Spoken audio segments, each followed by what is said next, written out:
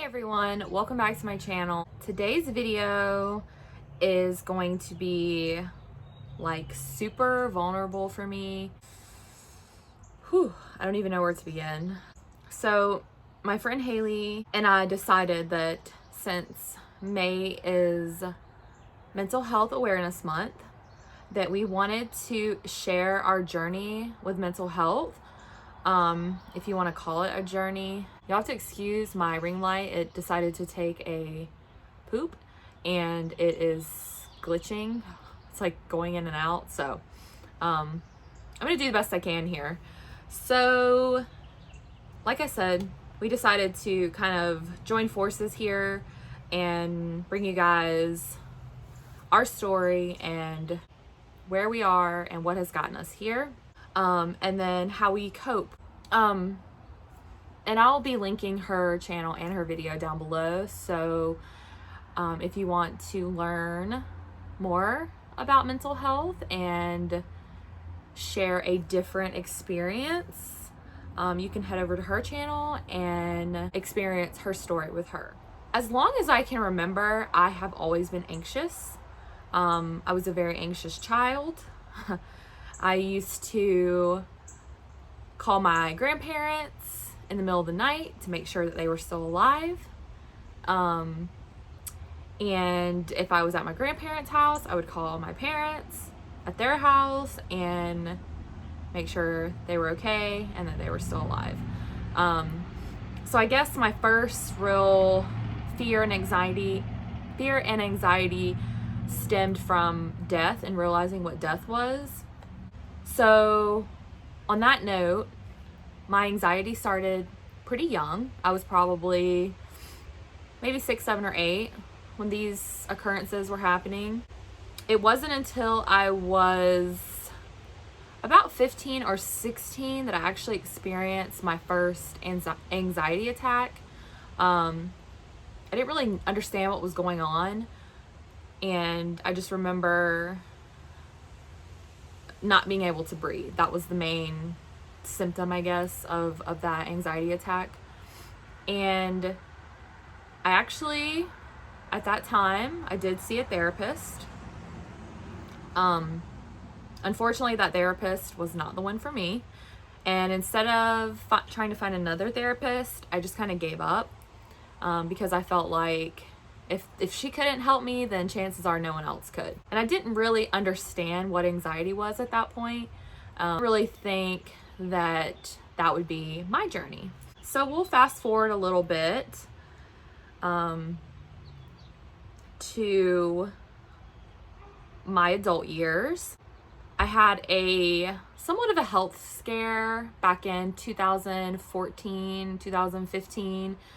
And unfortunately, due to those health issues I was having, it skyrocketed my anxiety.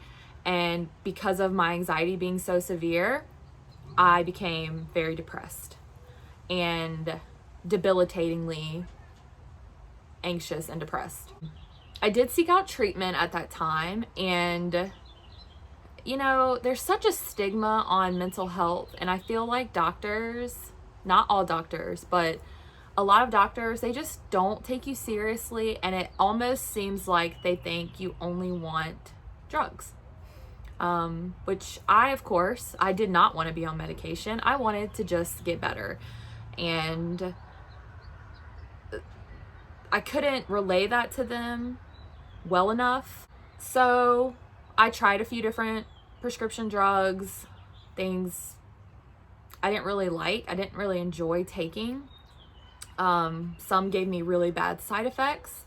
Some I didn't feel like worked at all. So I didn't really feel like I wanted to be on any kind of medication. But then I got to the point where my anxiety and my depression was greatly affecting my life. So I decided I was going to give medication another try. So I got prescribed Zoloft, and I took Zoloft for about 6 months. And I will say, for me personally, I'm not a doctor. I'm not making any recommendations to anyone who suffers from anxiety and depression. It helped me a ton. So I took it for 6 months, and then I decided that I felt like my chemistry of my brain had been kick-started back to like a normal state to some degree. So I slowly started to wean myself off of it. So, you know, I would have little episodes of anxiety. My depression went away. I didn't feel depressed anymore, even after coming off of the medication. So we'll fast forward a few more years. Back in 2017, I unfortunately did experience a miscarriage, and you know, I think it's very natural for a woman in that position to become, you know, depressed or anxious. I was pretty depressed. I wouldn't say that I was clinically depressed or severely depressed, but I was sad. I just lost my baby, and I didn't really know how to cope, so I just kind of did my own thing. I didn't really seek out any help. And I wish that I would have, because that's part of the problem. That's part of the stigma with mental health, and even a stigma with infant loss and miscarriages, is people just don't talk about it, and they're embarrassed to talk about it, and we need to end those stigmas. That's the main issue. I was blessed enough, obviously, to become pregnant again. While I was pregnant, I was obviously very anxious, because you just always have that fear in the back of your mind that if it happened once, it could happen again. So I was very anxious during my pregnancy. I didn't really seek help at all for it again. And then when I became a mother, when I finally gave birth to my son, my anxiety, again, it skyrocketed. And I had no idea what postpartum anxiety was. You always hear about postpartum depression and baby blues, but I had full-on postpartum anxiety, to the point where I was not eating, not sleeping. I was constantly checking on Manny to make sure he was breathing. I didn't want anyone else to take him. Like, I wanted to be right there beside him all the time. And I know that, like, that's kind of normal for new mothers, but I feel like mine was so extreme, and my anxiety was so extreme, that I just couldn't, like, lead a normal life for a long time. It took me probably, I don't know, maybe like 4 or 5 months to start kind of feeling normal again. And I say the word normal, and I don't mean that if you suffer from anxiety or depression that you're not normal. I just mean like my normal. So I started to kind of get back into the groove of things probably around like 4 or 5 months. And I was finally able to, like, you know, be around people, and because I was so afraid that he was going to get sick and something was going to happen to him. And you know, you doubt yourself as a parent, as a mother especially, and I think that has a lot to do with like anxiety and depression, but also just normal old mom guilt. And you know, being a mother, it is very stressful. It can be very trying on your mental state, and a lot of times it's not even the child, it's just the fact that, especially being a stay-at-home mom, that you are the constant and you don't really get a break. So it can be difficult to like manage everything, manage your emotions and your feelings when you're tapped out. And I see a lot of parents and mothers especially, again, not to say that dads don't go through these kind of feelings as well, but I see a lot of mothers really have their anxiety or depression kick up during those first, you know, 5, 6 years. I mean, I guess you don't really ever stop worrying about your kid, even when you're 80 and they're, you know, 60 or whatever, 50 or 60. But there's a difference between like worrying and just being overly anxious. Now we're at the point where you might be asking, well, how do you cope? Since you're no longer taking medication, like, how do you cope with your anxiety? So there are several ways that I cope with my anxiety. One thing that I was doing, which I no longer am doing just because it can be very expensive. I was using CBD oil. So I would get the little vial of CBD, and it's like a little dropper, and you drop it under your tongue and you wait 30 seconds and then you swallow it. I was doing that probably for like 2 or 3 months. And it really did help. It helped a lot. Like, I would do it in the morning and I kind of felt like I was more at ease throughout the day. My patience was a little bit better. And then I also tried to take a break, get out of the house alone. I'll either go hang out with my sisters, go grab lunch, go grab coffee. I'll meet a friend out for a drink. I'll just like get out, go shopping by myself, whatever the case is. Just getting that time away helps me tremendously.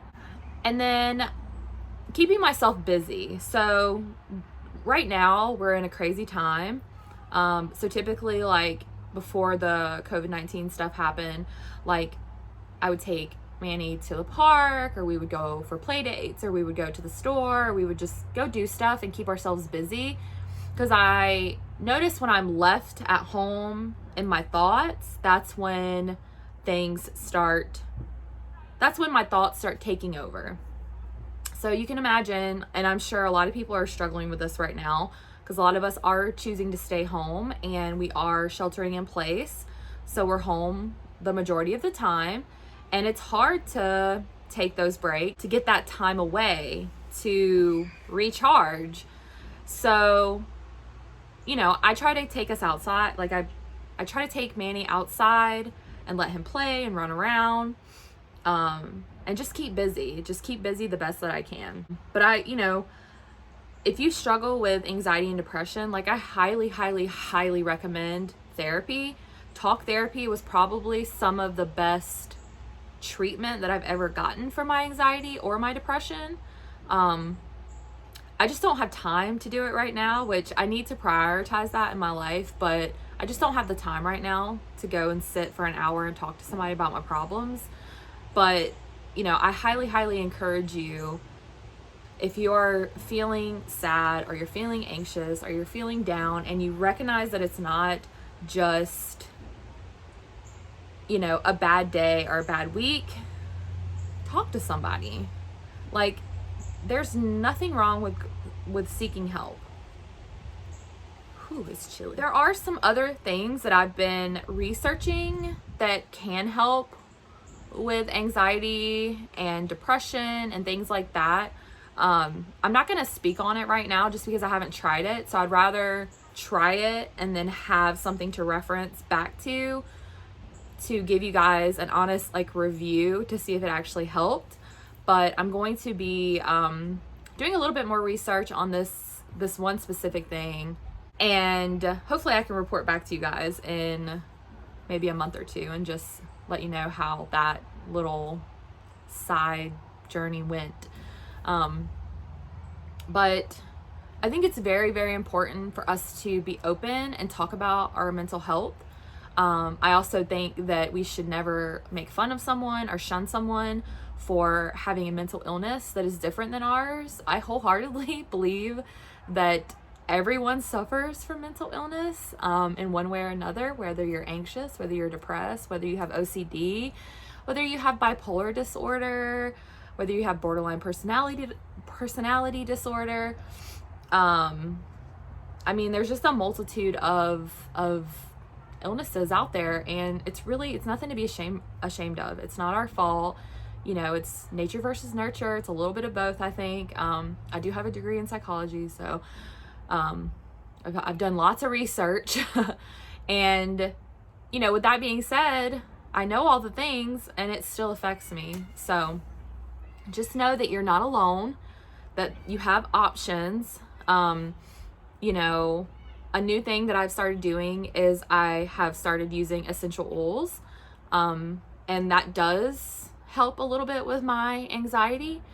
Unfortunately, it's not a fix-all, cure-all, but it does help. Same with the CBD oil, it does help, but it's not a cure. And aside from somehow altering your brain chemistry, I don't think there's ever going to be a cure. That's why we have to end the stigma, let people know, hey, it's okay that you're going through this. It's okay that you're suffering, but go get help. Just don't be afraid and don't be ashamed to go get help.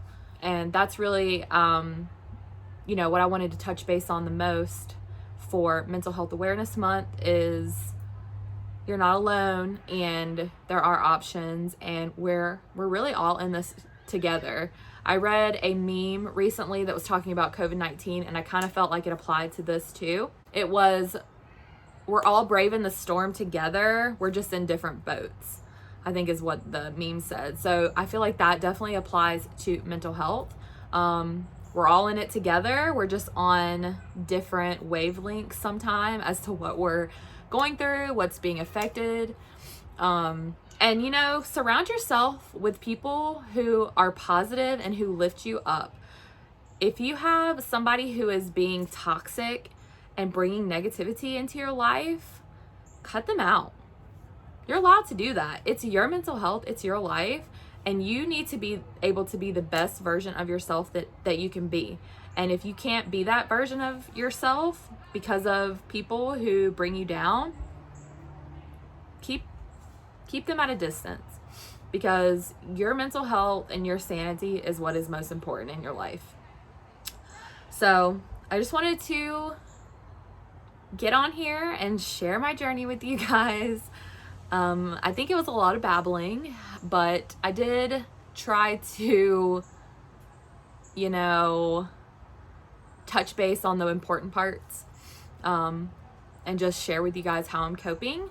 And Haley over at Robin Haley, she's going to be doing the same kind of video. I'm sure her video will be awesome, and I want you guys to check her out, and I will see you guys in my next one. Bye.